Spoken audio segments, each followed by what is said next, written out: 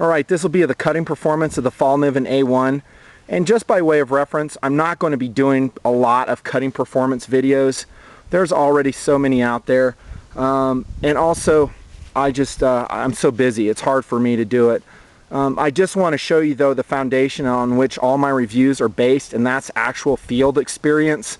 And hopefully you guys know that I have hands-on experience with just about all the blades I review.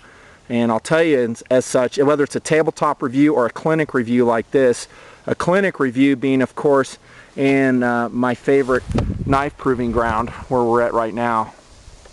And this is a beautiful summer day. In the wintertime it's really a great proving ground because it's so much different. The wind's howling, it's about 0 degrees, 4 to 6 feet of snow in this location. So beautiful location. This is my knife clinic, and I'm going to refer to these as clinic videos.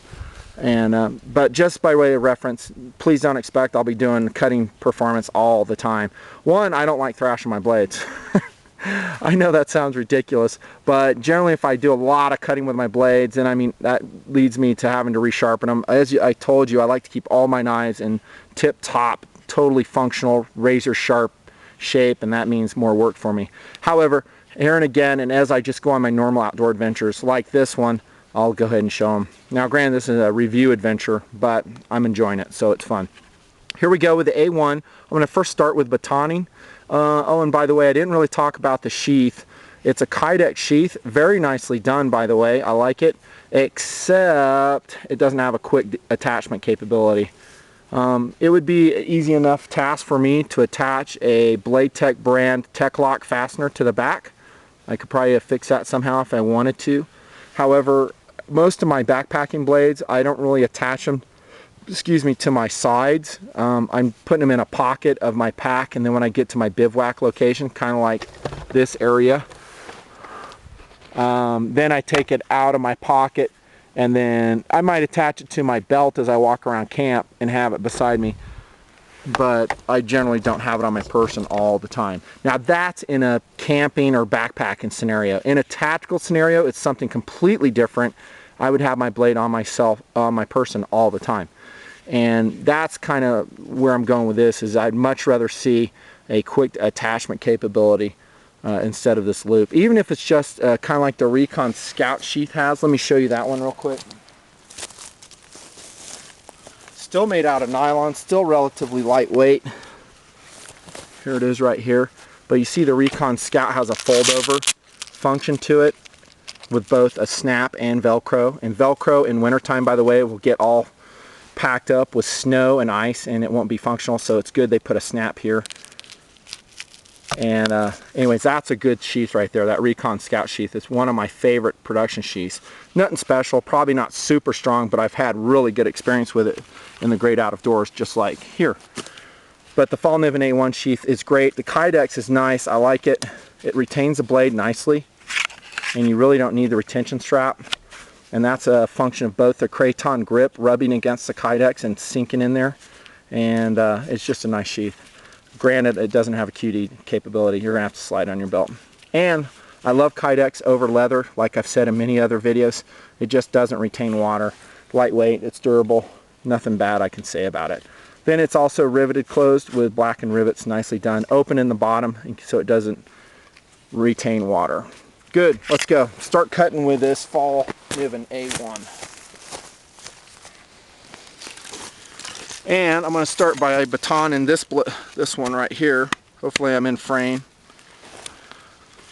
Again, it's a smaller blade, 6.5 inches, so it's not going to have a lot of real estate to baton with. Wow, that baton's better than I thought it would. And again, the reason why, it's a 1/4 inch thick, has more, although it's beveled, it has kind of a nice grind to it. I'm sorry, a wedge shape to it. Bam! Man, that just goes right through. How about this virgin log right here? Oh, that's my baton. Let me use this shorter one here. This will put it more in frame too.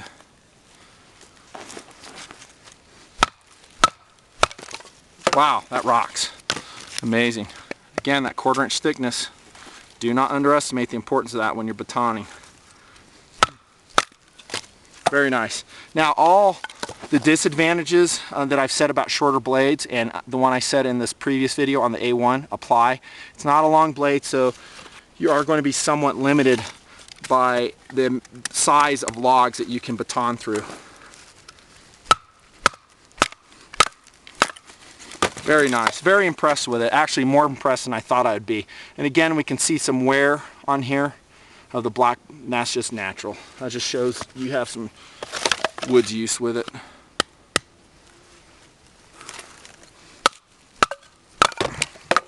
Very impressed with that.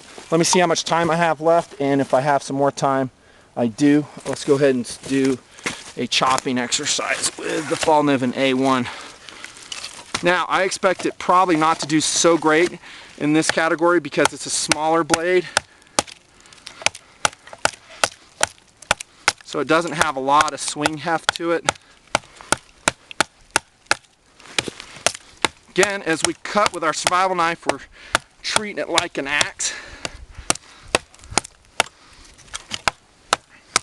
I'm staying right here on the apex of the cut. Don't migrate from that. You're wasting your energy if you do. Notice I rotate it, keep the notching going. Wow, that did better than I thought it would. Not too shabby, A1. I guess it's called A1 for a reason. And again, we can see some wear on that black edge. That's going to just come off. In fact, it probably won't last very long. I think it's Teflon, in fact. I could be wrong on that. But you know what? I don't care. It's nice and aesthetic, but I don't mind if my blades get worn with honest use. They just look cooler, man. So, Fallkniven A1, I'm going to give it, for what it is, a lighter, more compact form factor survival knife. I'm actually going to give it a 10 out of 10, believe it or not. And that's because it's fairly light and it's a 1/4 inch thick. As I've demonstrated, it has incredible cutting capabilities. Though it's not a full flat grind, it's pretty darn close. And it's VG10 stainless steel. So if you're in a high moisture environment, you're going to be hard pressed to beat it. Well done, Fallkniven. I love this knife. In fact, I love all your knives. I hope you do well and succeed. Thanks for watching Nut and Fancy. More coming.